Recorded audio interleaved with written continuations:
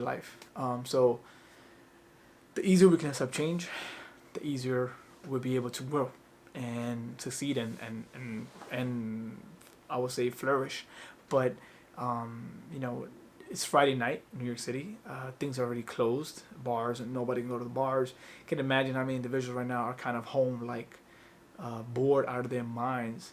But I would say think of a positive thing. Maybe you can start your own channel. Maybe you can start your own blog. Maybe you can start your own podcast and talk about it and share your experiences. Maybe we can do a lot of things out of these. We can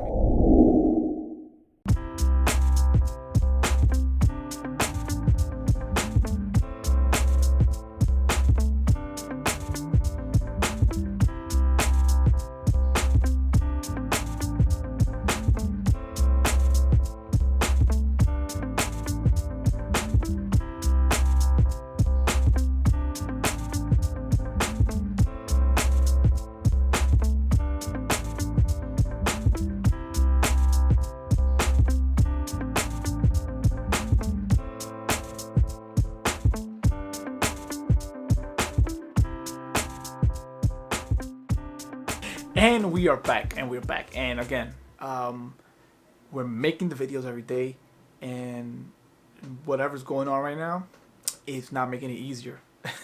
I'm gonna let you guys know that it's not easy, but if you ever wanted to understand what persistence and what I would say creativity is just to keep going regardless of what is going on around us. Then my intentions is still the same, although things have changed. My intentions are still the same. I'm not worried about whether we can go outside or not. I'm still here doing simple stuff that I've been doing, and now we're just kind of learning from it, and growth is gonna happen for all of us, regardless if we want it or not. It's happening. So I would say brace ourselves. It's gonna get pretty tricky. So yeah. So going back to this book.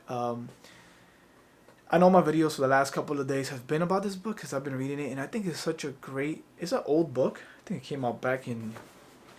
I've heard people talk about this book and they love it as well. But it was a New York Times bestseller, and apparently it was published. Let's see. According here, it was published in 2010.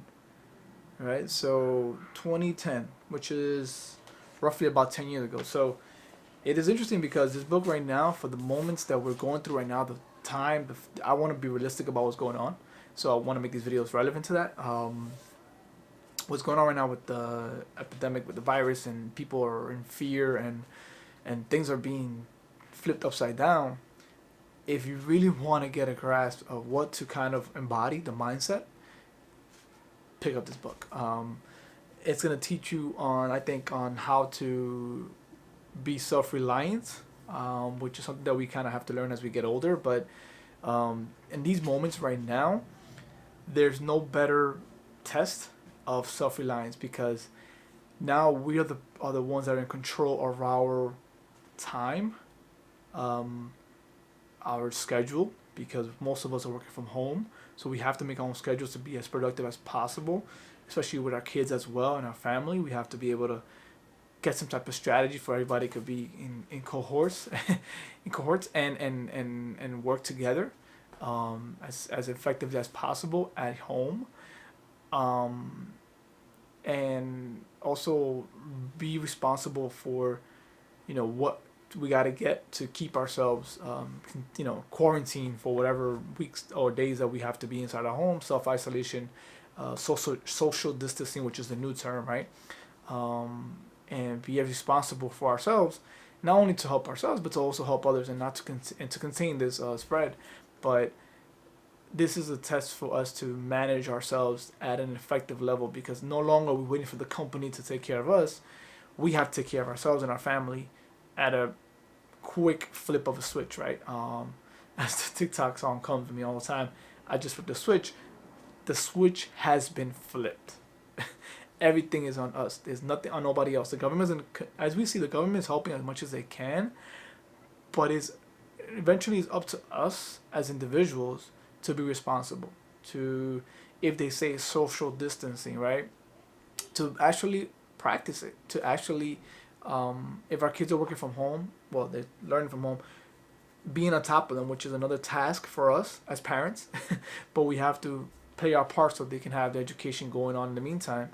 And if you're working from home, you have to make your own schedule. It's not about sleeping in all day, because it might not be what your higher bosses expect from you. So you still gotta get the work done, but now you're at home. So sometimes it could be good for some people, but sometimes some individuals think that it means to not really do anything, and I think that's the tricky part. But this uh, occurrence or event that's going on right now is gonna force us to grow, which I believe it's gonna be for the best of most of us, as we might look at it. Otherwise, I think it's something that's gonna really expose a lot of us that have been kind of thinking that nothing would ever change, that life is gonna be like this forever, that we're gonna be, the same job forever, that we're gonna have the same routine forever, that you'd rather just be, kind of, I would say, passive on your life. Like there's nothing that you can do about it. So now you're kind of forced to react, or not react, respond. Because if you react, you go panic, you're in fear, and you won't really make decisions that I think are best for us. And you'll think that, not coming out of our house is the only solution. Responding is listening to the government's giving us, advising us how many days we should be kind of avoiding others. If you have any symptoms, to be smart about it and get yourself tested, and to kind of stay away from people for a while. Doesn't mean you stop talking to them. Doesn't mean you can't call them. Doesn't mean you can, Instagram them, DM them, call them up, text them. Still check in with your friends and family, but physically stay away. And I think this could be a good thing for a lot of us. So I'm always an optimistic side, as always. When shit hits the fan, I think we have to stay optimistic, because other than that, what else do we have besides hope? But I think this is going to be a great character test for a lot of us. It's going to force us to grow. There's nobody you can rely on. The government's not going to come and help you. The company's not help you, because they're giving you time to be home. Now you just got to be your best self and be able to be as productive as possible, and at the same time manage this chaos that's going on right now. So there's no better time right now than when he talks about Seth Godin, talks about that as a linchpin, there is no map given to you. As a linchpin, you're gonna be able to create your map and work with what is, and work around that. So right now, this whole thing that's happening right now is what it is. It's nothing. We can't change it. We can't do anything about it. We just gotta work around it. We gotta do what we can to work around it, make the best of it, as I always say. Your intentions and your plans don't change, but you work around it and you try to make some type of normalcy around this chaos. But as they always say, there's always beauty in chaos. And we might not be able to see it, but eventually, I think hindsight, looking back a year or two from now, depending how long this takes, this whole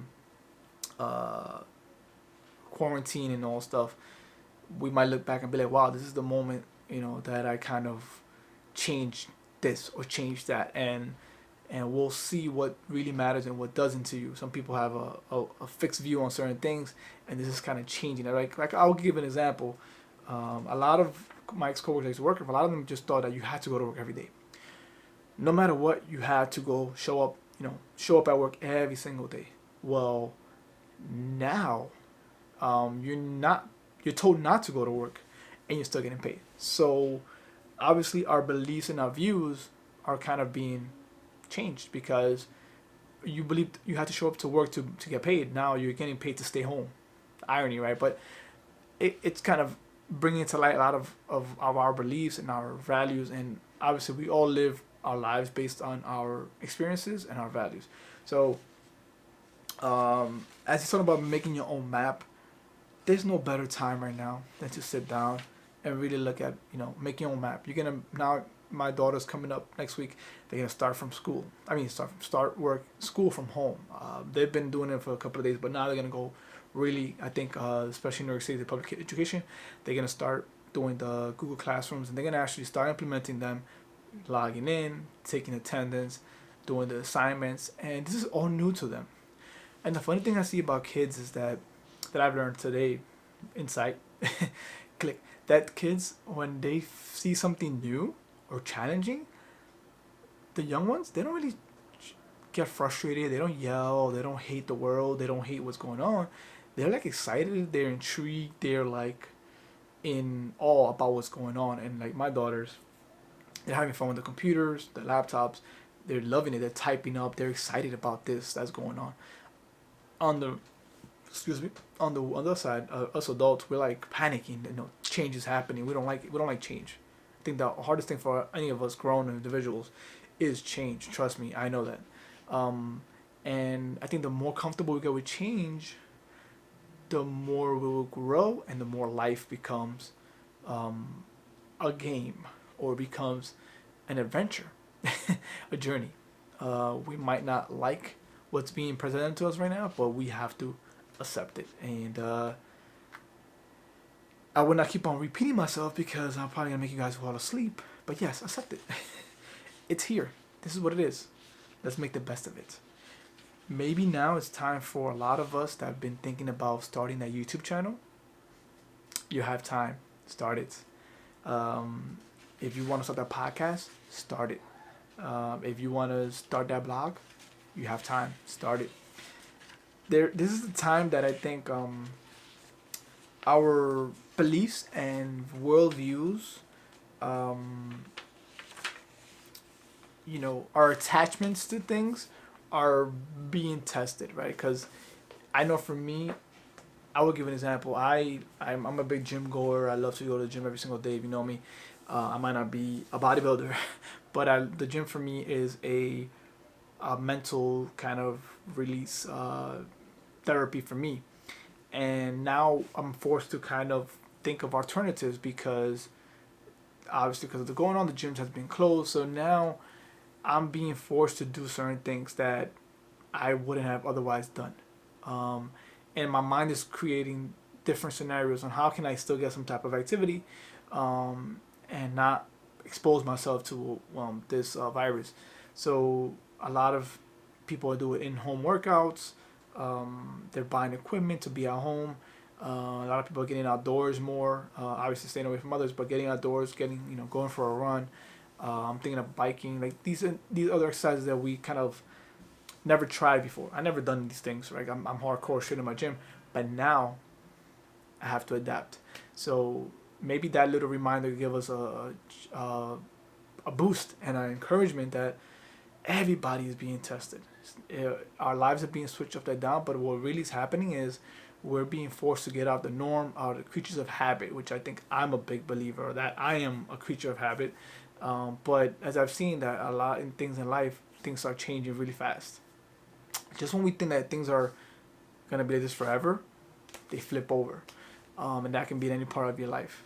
So the easier we can accept change, the easier we'll be able to grow and succeed and I would say flourish. But it's Friday night in New York City. Things are already closed, bars, and nobody can go to the bars. You can imagine how many individuals right now are kind of home, like bored out of their minds. But I would say think of a positive thing. Maybe you can start your own channel. Maybe you can start your own blog. Maybe you can start your own podcast and talk about it and share your experiences. Maybe we can do a lot of things out of these. We can maybe start a dialogue about how the experience of this virus has affected a lot of us and encourage and grow with each other and maybe even support groups. I think a lot of good can come out of this. A lot of humanity, a lot of faith, a lot of hope can come out of this. But it's all about how we look at it, right? So, and don't forget what we've gained with all of this, right? Although we're in fear, a lot of us, I'm in fear as well. We have gained back time, right?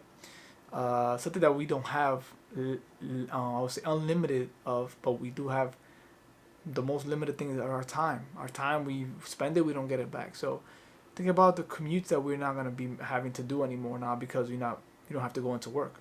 So that's probably for a lot of us extra 3 hours a day right there just in our pockets to focus on something we want to do.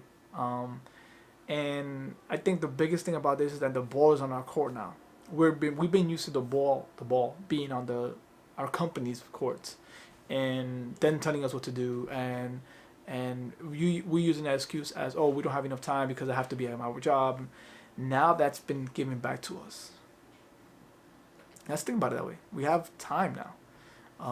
Now, what you do with that time, what you do choose to do with that time, is up to you.